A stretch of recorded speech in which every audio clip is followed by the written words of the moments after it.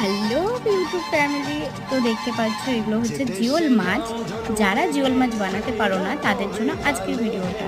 তো জিওল মাছগুলো যদি বানাতে চাও তাহলে আগে কি করবে বলো তো, হালকা করে লবণ ছড়িয়ে দিবে মাছগুলোর উপরে। তারপরে মাছগুলোকে ধরে ওদিকে দুটো কাটা থাকে কানের কাছে, ওই মাথার উপরে। তো মাথার উপরে কাটাগুলোকে আগে তোমরা কেটে নিবে।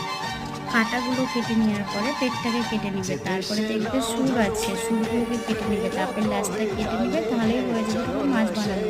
অনেকে জিওল মাছ বানাতে ভয় পায়, কিন্তু ভয়ের কোনো কারণ নেই। মাছ সবসময় সেফটি করে ধরবে, দেখবে সব কিছু ঠিক হয়ে যাবে। তো বন্ধুরা, আমার ভিডিও যদি তোমাদের ভালো লাগে তাহলে সাবস্ক্রাইব করতে ভুলো না। আরও নতুন ভিডিও আনবো তোমাদের কাছে। তো bye bye, love you, tata.